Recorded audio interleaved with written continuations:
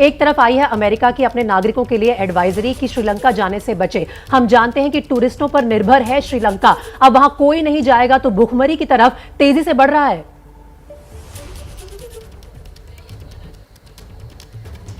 बिल्कुल, अर्थव्यवस्था श्रीलंका की चरमराई हुई है और आने वाले दिन जो है वो उसमें कोई सुधार के संकेत नहीं है। अमेरिका ने अपने नागरिकों को बिल्कुल ठीक आगाह किया है, क्योंकि श्रीलंका में राजधानी में कोलंबो में भी ईंधन से लेकर खाने पीने की भारी कमी है और जो चीज़ें उपलब्ध हैं उनकी कीमतें आसमान छू रही हैं। इसकी वजह से ही लोग सड़कों पर हैं और सरकार के खिलाफ ज़बरदस्त गुस्सा है। तत्काल ज़रूरत है श्रीलंका को मदद की, चाहे वो मदद के रूप में हो या कर्ज के रूप में हो। भारत अपनी तरफ से लगातार मदद कर रहा है। कल भी आपके अनुभव क्या है? क्या आपको खाने पीने की आपको भी दिक्कत हो रही है? सप्लाई की गई। आप जब टैक्सी से ट्रेवल कर रहे हैं तो क्या वहां पर डीजल पेट्रोल मिलने में आपको भी दिक्कत आ रही है? आपका अनुभव क्या है?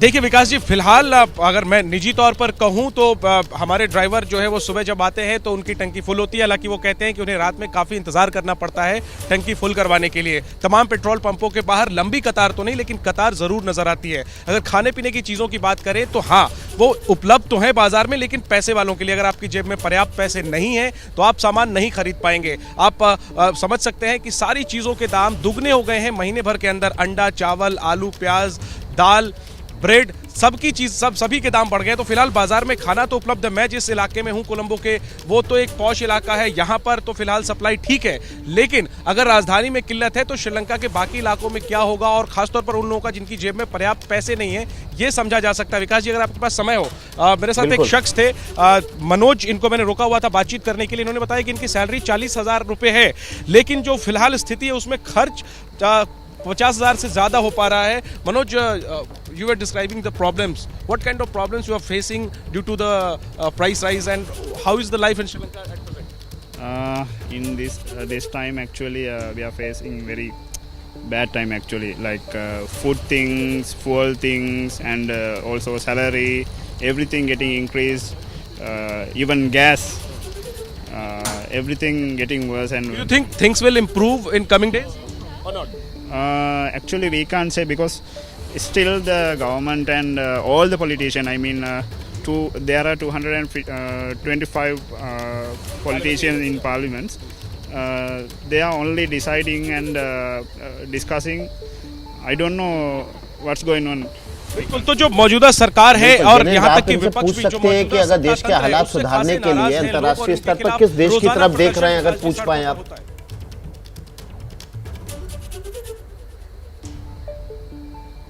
विकास जी, अगर अपना सवाल दोहराएं। ये अगर आप पूछ पाए जेनेदिन से कि देश में हालात सुधरे, इसके लिए अंतर्राष्ट्रीय मदद के तौर पर ये किस देश की तरफ देख रहे हैं?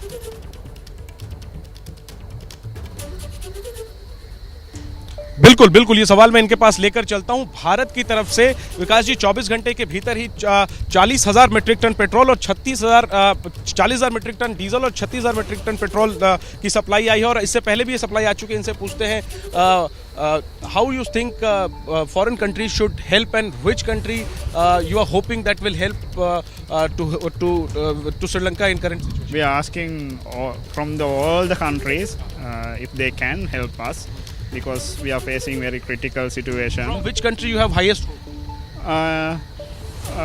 We can't say any name, but from every country, especially from the Asian region, and also from India. We are near and we have very big relationship in India. Also we hope they will help us.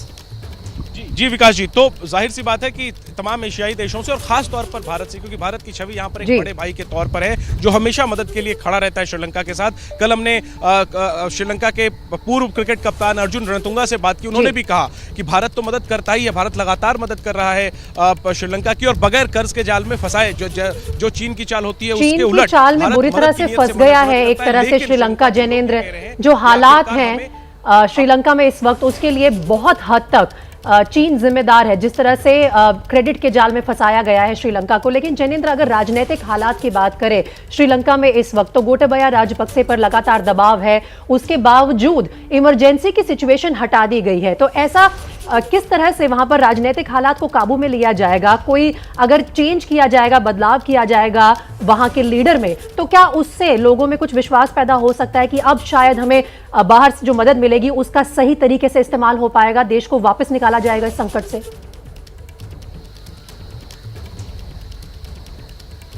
देखिए, निश्चित तौर पर लोग सीधे मांग कर रहे हैं कि राष्ट्रपति फिलहाल इस्तीफा दें, वर्तमान सरकार बर्खास्त हो और इसके बाद जो नई व्यवस्था बनेगी वो हालात को काबू में करेगी।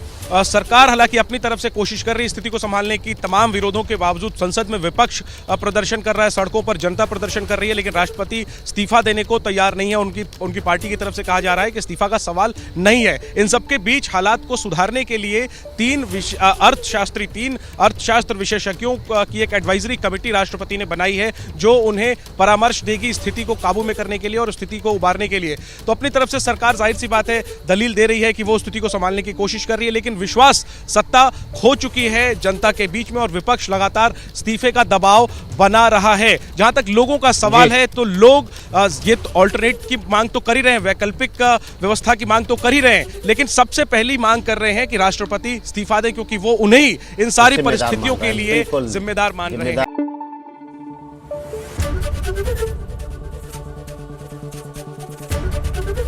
एबीपी न्यूज आपको रखे आगे।